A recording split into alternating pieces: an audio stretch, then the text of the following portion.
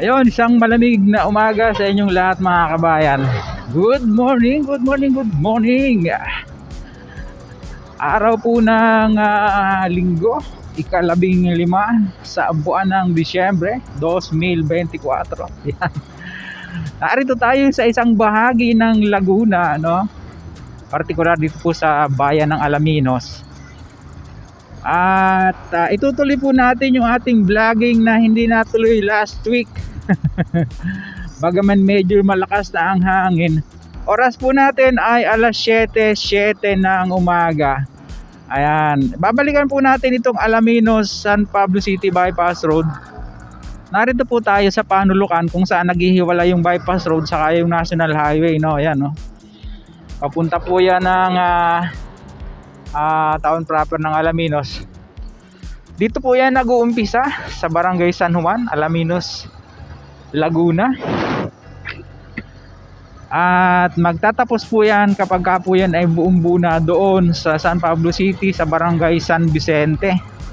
Opo, may kabuuang haba po yan na 12.83 kilometers. At itong Alaminos side mga kabayan, kung mapansin nyo, nakaparallel po yan sa SLEX TR4. Nasa left side natin yung SLEX TR4, no? Sana ay kayanin ni drone yung hangin, no?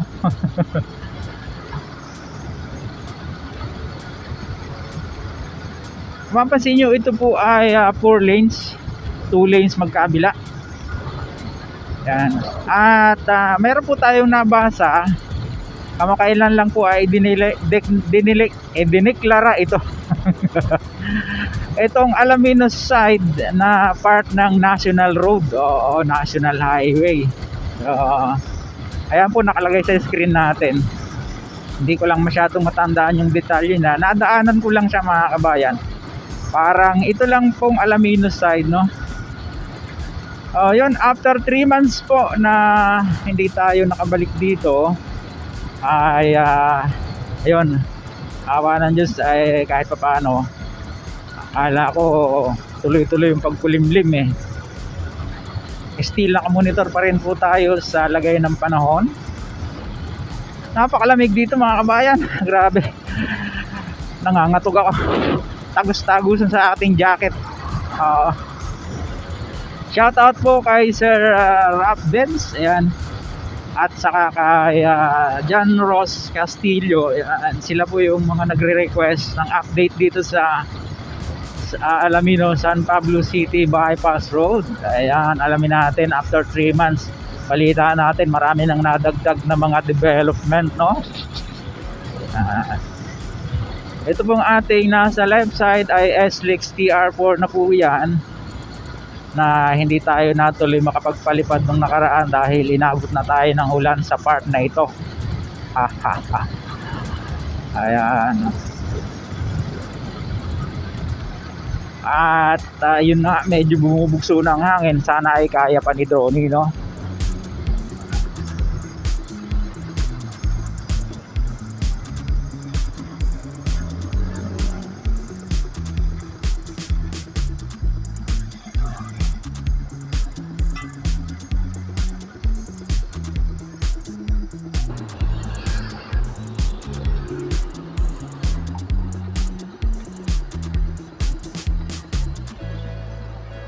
Ayun, approaching na tayo ng intersection kung saan tatawid po itong bypass road na ito dito sa Lipa Alaminos Road, no? Ayan. Pag kumaliwa, papunta po ng National Highway o Maharlika Highway. Pag kumanan, papunta po ng Lipa. Ayan, papunta po ng Lipa yan. Dito tayo, didiretso tayo. Wow, lalim. Ito pa po yung natitirang right of way. May bahay pa pala dito. Ayan, oh, ganda ng lugar pa naman. Yan, malamang yan po ang maapektuhan dito. Ito po ay nasa Barangay San Roque naman dito sa Alaminos. Ayan. Then dito tayo. Ayan, makita nyo yung bungad. Rough road pa rin, oh. May mangilan-ngilan pa po na mga right of way, lalo na itong papasok na ito ng bypass road galing dyan sa intersection, ay hindi pa po siya magalaw-galaw, no? Actually, ito po yung mga unang gawa dito eh. Tayan nyo yung tulay, indication na medyo matagal na. Puro lumot na yung ano. Puro lumot na yung gilid, no? Natanggal na yung pintura. Ayan. Hindi na po natin siya bubuuin ng buong-buo yung video. Papakita lang po natin sa inyo yung mga highlights na yung mga nadagdag na ano, na progress o development.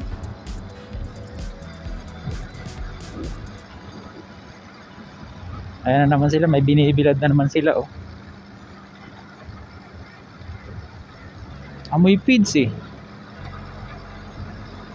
Parang nabasa na feeds.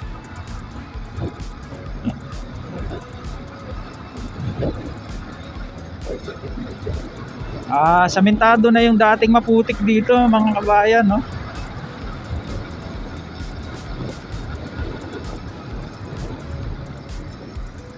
Pero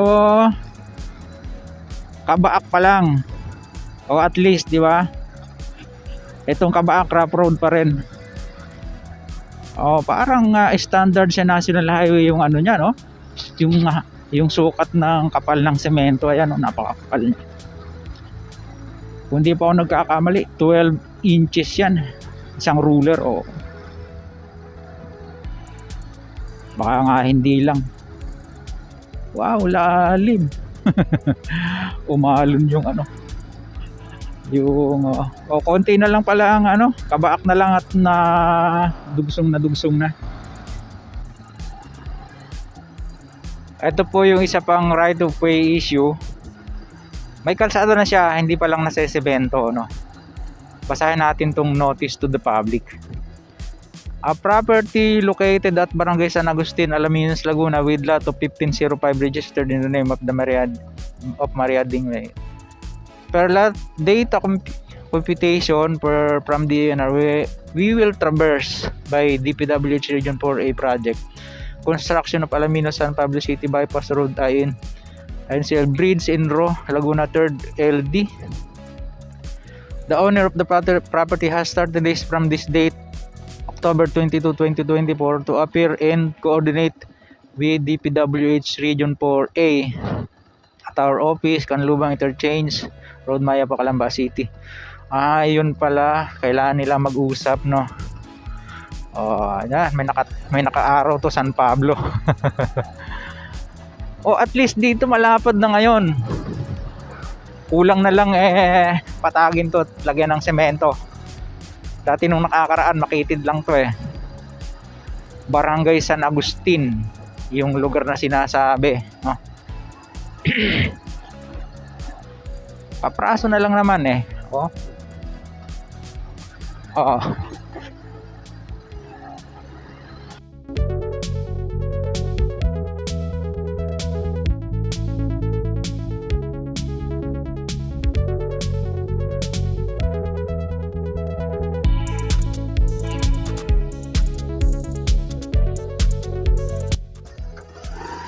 Ayun, narito na po tayo sa Barangay San Miguel.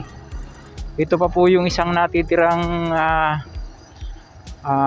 alignment row issue dito. Pero sa nakikita po natin, malapit na siyang dumugsong dahil yung nakakaraang mga vlog natin, gubat pa yung kabilang yan eh. Yung pagtawid ng San Miguel Road.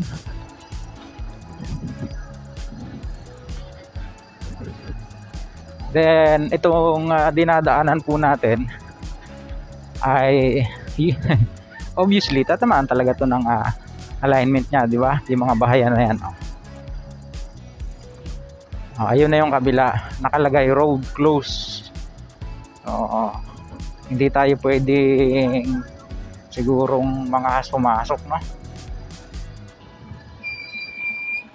Ito na yung papunta ng city proper ng San Pablo, at ito naman papunta pa dun sa mga barangay dyan sa kabilang dulo, no? Silipin lang natin dito kung pwede. Pag hindi, iikot tayo dun sa kabila. Malamang mga residente lang nagdaraan dito. Ayan. Maputik.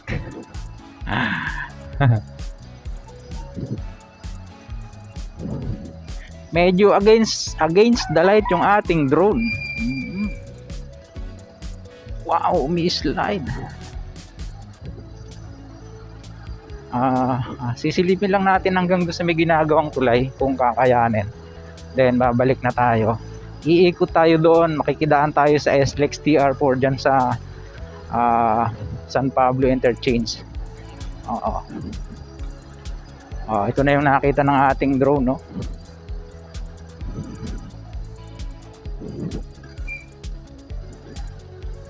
Kaya siguro. May gumagawa. Kaya, may dumadaan. Sige, try natin. May mga board file na yan, no? Tapos, yun. Mataas-taas pala to. Wow, eto na naman tayo.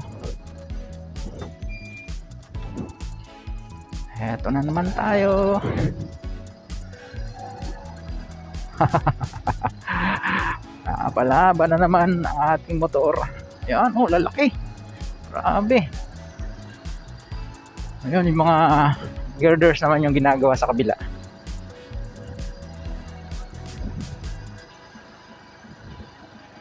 Putik na naman.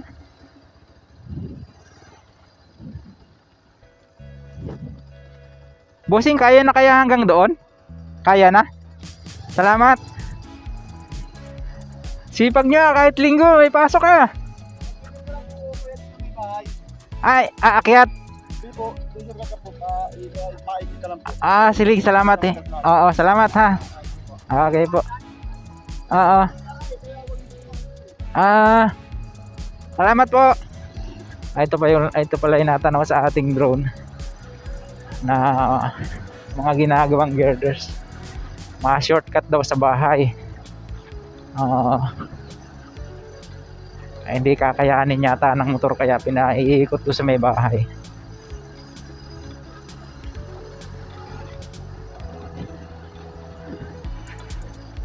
Pag medyo maganda-ganda ang panahon, kaya. Kita nyo naman, sanaw yung ibang part.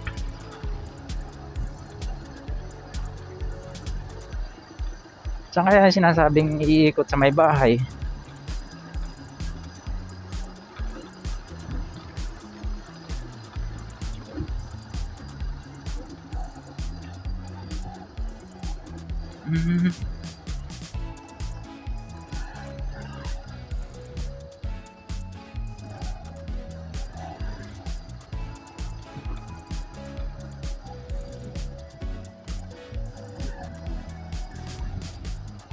Ito yata.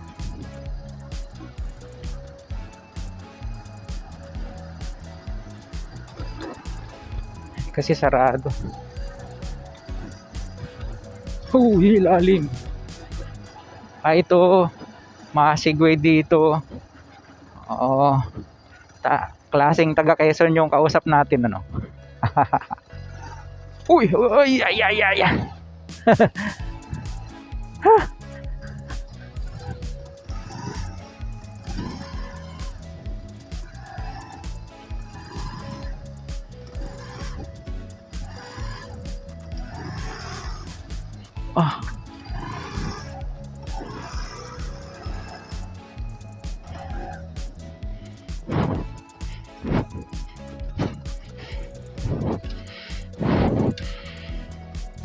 Teka lang, balaw yung ilalim natin.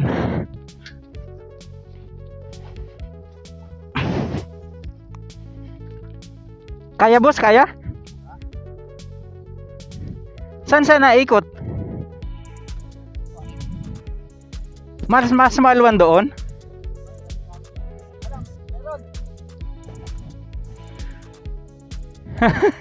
Parang mas pwede pa rito sa kabila, ano? Silipin ko nga. Ayun ang ikutan. Ayan.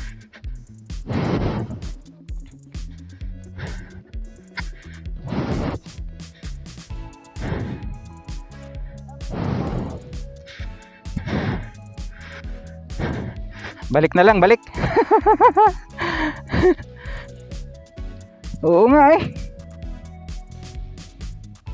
Kasi nalubog ho.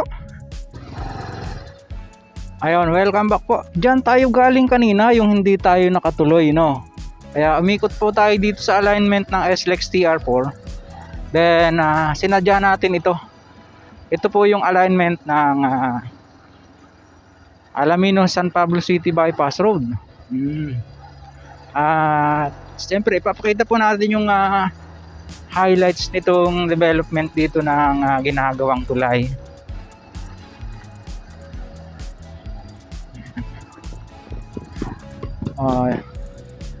May namimingwit.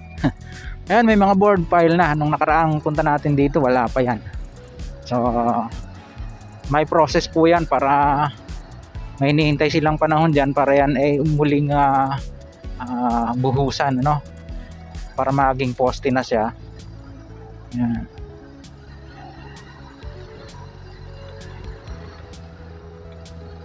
Medyo lumalakas na ang hangin. Anong oras na ba? Mag-aalas 9 na, 8:52 ng umaga. Kaya nga inagahan po natin para hindi tayo abutin ng lakas ng hangin. Pero yun, nagwa-warning na nga din si drone. Ito yung mga barracks ng mga taong gumagawa rito.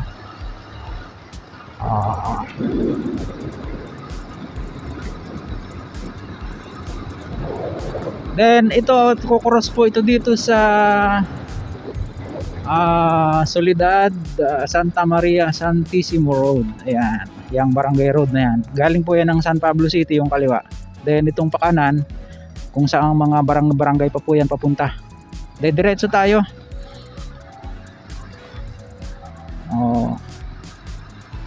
Malapad itong bypass road na to eh. May pinakang shoulder lane pa siya. Tapos mayroong sidewalk. Tapos ito na po yung tulay dito or overpass bridge ng SLEX TR4. Yung alignment niya, ayan, papunta na po ng Chaong yan, galing San Pablo. Tayo naman, diretso tayo doon sa dulo nito, sa barangay San Vicente. May dadaanan pa po yata itong isang barangay, San Quintin ba yun o San Gabriel. Lakas na nga ng hangin, kaya pa kaya ng drone natin? Parang hindi na. Pero susubukan po natin dito sa dulo ng bypass road kung maipapakita natin sa inyo yung kung saan mismo siya tumagpo sa Maharlika Highway, no? Uy, nag-ani na pala ng mais din eh. Temo, tagal na natin hindi pala nagawin. 3 buwan mga kabayan. Nagbibilad na uli sila ng mais. Nakakailang tag mais na hindi pa tapos. Pero ang good news, eto ay dugsong na ito dyan sa Maharlika Highway, mga bossing, mga kabayan, no? Ganda sana nitong alternatibong ruta kung tayo ay uuwi ng Quezon saka ng Bicol, no? Kung ito'y tapos na, nako, dire-diretso ang biyahe. Habang hindi pa tapos yung SLEX TR4, ito muna pansamantala ang ating alternatibong ruta sana, no? Kaso nga po, may mga right of way issue pa, hindi pa siya madugsong. Bagaman meron na siyang progress mga kabayan. At least meron na. Oo. Papunta na po sa katotohanan yan.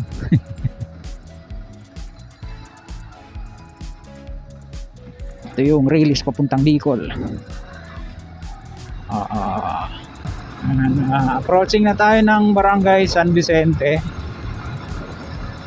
Wala kasing mga palatandaan ng mga boundary pa rito eh. Siguro eventually, no, lalagyan nila yan dyan sa mga gilid-gilid para alam ng tao kung sana sila naroon.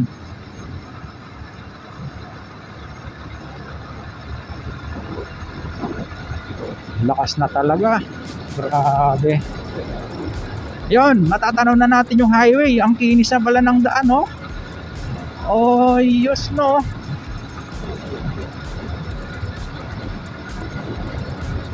Ayan, Maharlika Highway na po yan dito sa San Pablo. Tapos na pala. Pwede na palang daanan to. Ang kinis ng kalsada, oh. Bagaman yung kabilang lane siguro pinatitigas pa, ano. Pero tapos ang sementohin. Oh. Diba? Ayan po, pag kumaliwa pa, pabalik po ng San Pablo, pabalik ng Manila. Pag kumanan, papunta po ng Quezon. Kami nagbablog din. Ito, ang palatandaan po yung Bulaluhan ni Juan. Ayan, oh. Ayan ang ating landmark dito. Sana wag silang magsara, no.